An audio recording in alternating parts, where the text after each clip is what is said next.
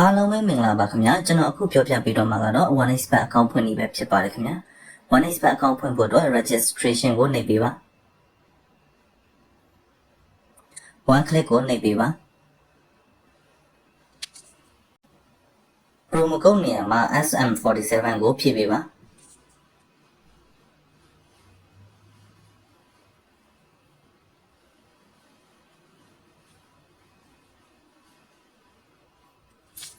promo code SM47 ကိုဖြည့်ပြီးသွားရင်တော့လေးတောက်ကွက်လေးကိုနှိပ်ပေးပါ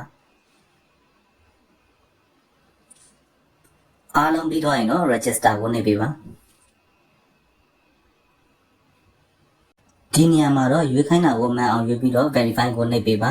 ဒီမှာတော့စပိန်ကိုရွေးခိုင်းပါတယ်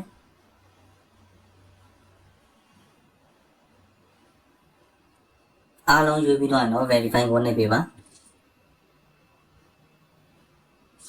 ဒါဆိုရင် OneXpert account ဖွင့်တာအောင်မြင်တော့ပါပြီခင်ဗျာဒီမှာရလာတဲ့ user name နဲ့ password ကို screenshot ရိုက်ပြီးတော့တေချာလေးတင်ထားပေးပါ account ထွက်သွားရင်ဒီ user name နဲ့ password ကိုအသုံးပြုပြီးတော့ပြန်ဝင်ရမှာဖြစ်တဲ့အတွက်အရန်ကိုအရေးကြီးပါတယ် user name နဲ့ password ကို screenshot ရိုက်တင်ပြီးတော့ရင် next ကိုနှိပ်ပေးပါ